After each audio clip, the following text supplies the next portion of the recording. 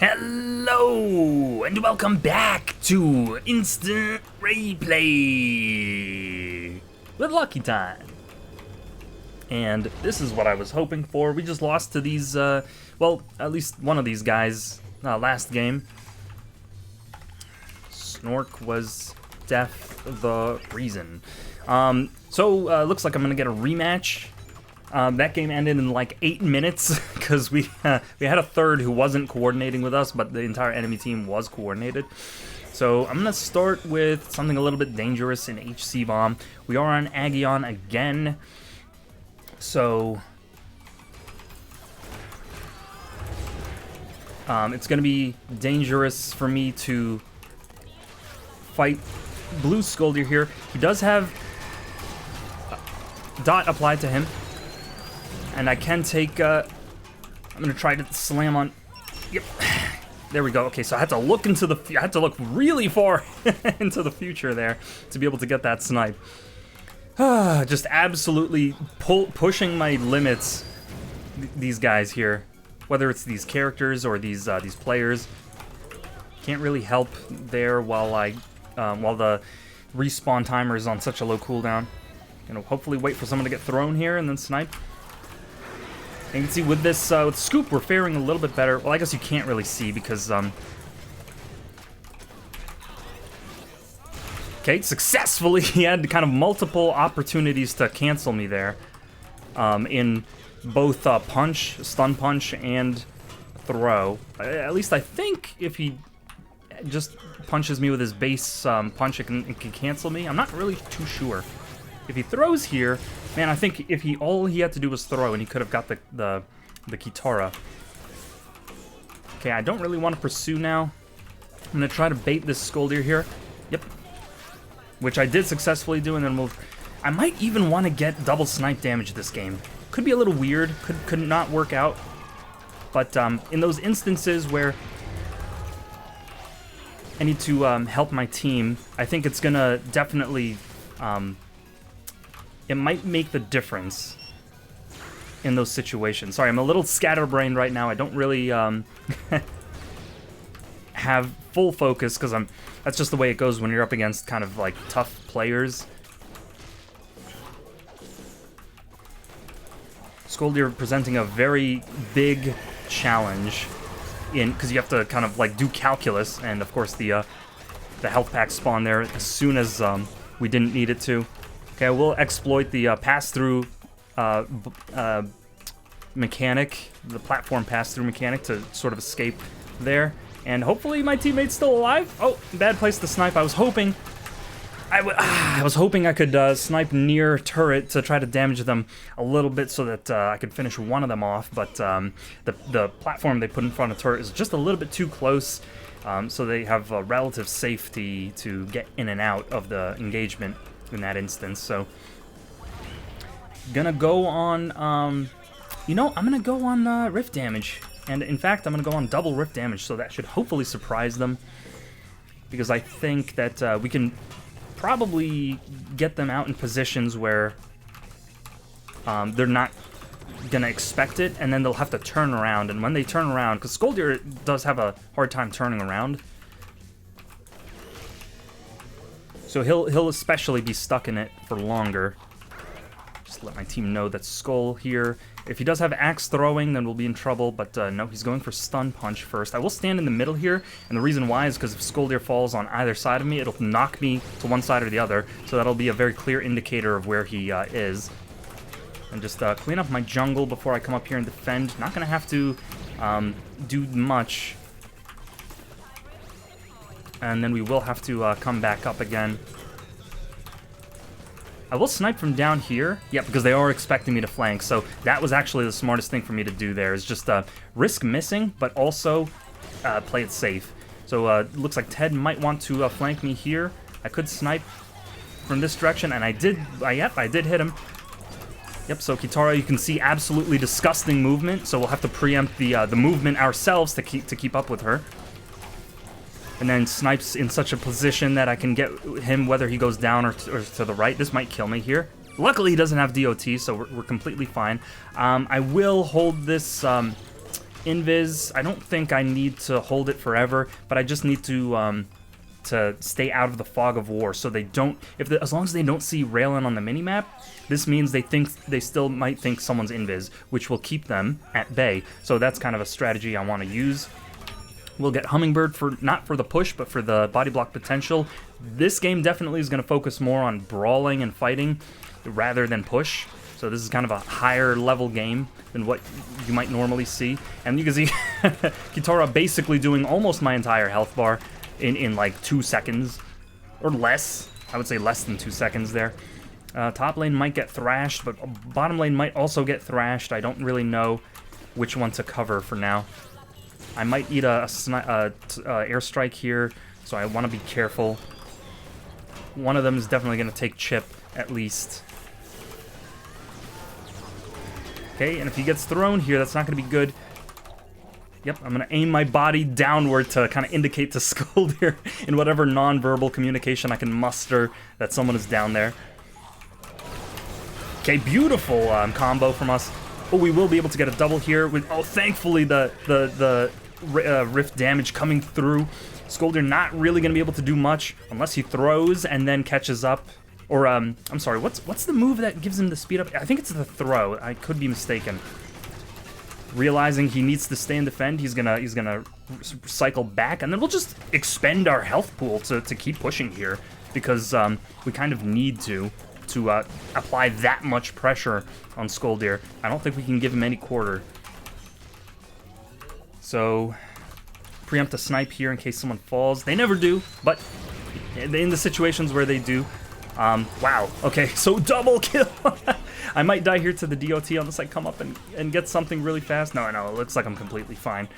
But in this situation, there's absolutely zero risk, or zero value to like going out and helping my team at this point, because they're 2-on-1ing Skoldir, so they should be completely fine. So I will just tell them to defend, and then I will want sustain, because I don't want to have to rely on teleport in case I find myself in a 1v2 or a 1v3 situation where I have to defend. I will want to, I can't access creeps. Unfortunate that they came up at the wrong time there. She will be able to catch me a little bit, but not that much. Okay, so they're just going to force their way into that. I'm surprised that hit, but that just tells us that he has a little bit of lag. This is a bad idea. But had it worked, I'll just try to do a little bit of juking there. She might, chakram through the floor, and she did, but luckily it wasn't enough. I will die there. Had I had shield, I would have got the kill, because I would have been able to block the airstrike and then snipe him. But I did what I could. So, I mean, you could see Kitara very experienced to recognize that she could chakram through the floor, or chakra, whatever the hell that move is called. I will never not know. I will never know. I think I need boots, because they are very chasey. Kitara fast, obviously. Skoldir can be fast if he throws. Ted gonna try to keep me from platforming. I don't really have a lot, but what I can do is keep the pressure on Ted here, such that he can't, escape. So very worth it to pursue there. Even though our top turret is getting chipped a little bit, we know that Scoop is coming back, so we can actually just expend the turret chip. Oh, unfortunate he didn't get the throw there. That definitely would have been a kill had he done so. Okay, and Kitara very skinny, so not really in too much trouble. Okay, if she falls here, she's dead. What'd I say? Okay, and then we can snipe here to cover. Oh, just a little bit too soon. I think he got scared, so I definitely did have it, but we will get... Oh man, he punched past the, the turret. Exactly. He did punch past the turret, but we did establish that he does have a little bit of... I mean, we established Ted has lag, but that was the lag from Skoldir, so we'll have to kind of... I think... I was asking this question before, how do you counter lag?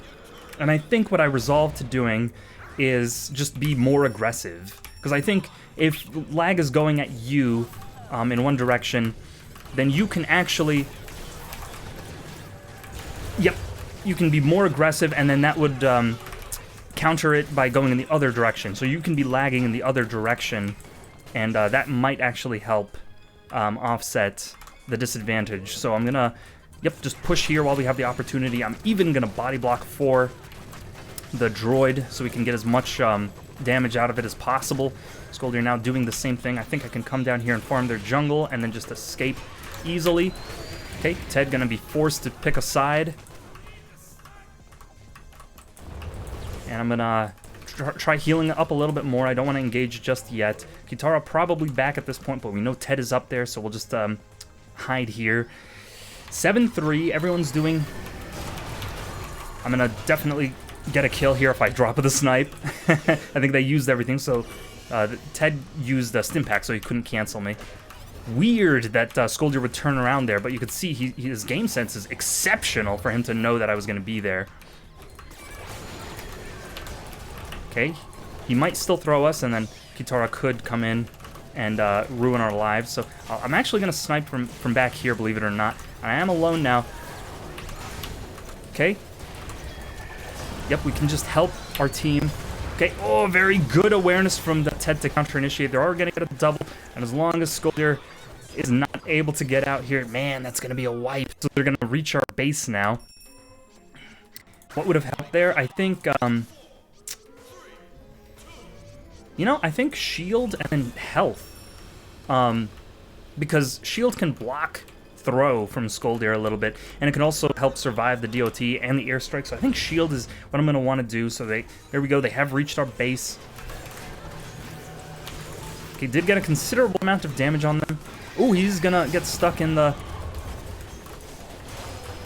rift there.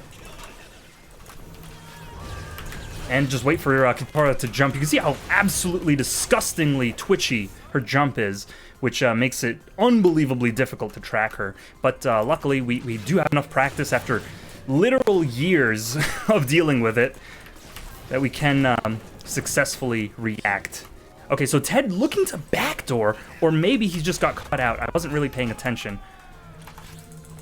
Just gonna throw my own 4 command out there. I think we can take this turret here. Skoldir, yep, gonna be back, but we do have shield, so we can successfully fight him safely. If he does happen to get in my face, I can just pop the iron rifle. Okay, his platforming is pretty good.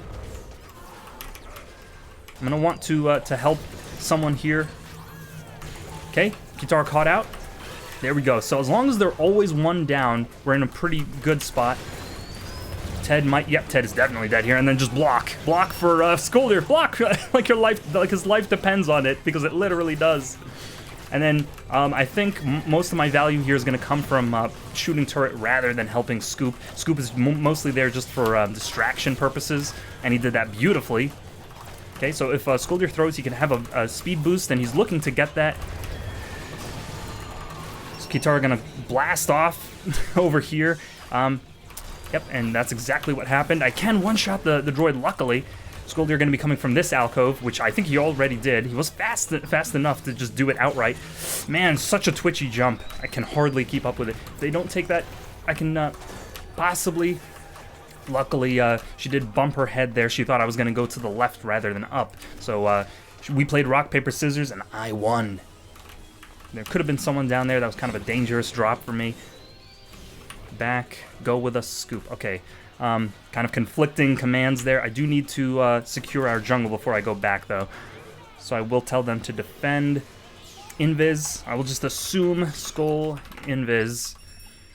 Yep, I will just assume by default that Skull has it. And I think Lucky Cat as well as Skull Bracelet is going to be the play here. We did anticipate someone dying, so they're probably going to mainline our base. We don't want to let them just get away with that, so we want to try to survive, not play risky. Yeah, so we have to account for the possibility that Skoldir could die. Unfortunate, I almost got 2 of them there. Gonna be a little bit low, but I don't need that much cover. Just need enough cover. There we go, that I can... Okay, yep, Scoop gonna be able to take one out here. I'm missing a lot of these shots. But I'm anticipating they move like so wildly that I'm trying to shoot ahead of them, if you know what I mean. Okay, Kitara gonna... Scoop gonna clean up base, hopefully. Is Scoop still here? Scoop is still here. Okay, he should clean up base. Kitara gonna be invis. I'm gonna put myself out as bait. Hopefully she doesn't track me, and she didn't. But now we have their base open. We kind of need to wait for them. They, BD, we punish. That's the plan right now. We can't really backdoor ourselves, because if we do, they'll just mainline our base and win easily. So we kind of... But the problem is that the invis helps them backdoor so easily. It's not going to be very feasible to just wait for them to do something like that. That was a bad play, but I kind of... we kind of had to... We were just backed into a corner there. Because if the invis came up, they could have split pushed while taking the invis at the same time, and then whoever took the invis would have just went to the base and finished it off. So we were kind of, it was, you know, the walls were closing in. It was kind of a checkmate sort of situation where we had no other moves. So I kind of had to preempt the initiation and try whatever I could to stop that situation from happening. Unfortunate, they just had enough health to survive, and I didn't get enough damage out there. So I think we sort of, you know, did what we were supposed to there. My KD was looking pretty good, but, you know, KD isn't everything. I think the main thing that made us lose there was the mid-game, or, you know, that late-game wipe where we all died, and then they just took one of our back turrets for free and then made it to our base. I think that was the moment where things got really messy. And I tried to defend with whatever tools I could, but it wasn't enough. So when the base gets that low, it kind of enters a situation where they can just start, you know, throwing their bodies at it over and over again until it goes down. So that's, you know, at that point, the game is pretty much over. So that's the situation that you want to avoid. You know, in that situation, it's kind of game over is what I'm trying to say. But anyway, otherwise, very fun game. Hope you enjoyed it as much as I did. And I will see you next time.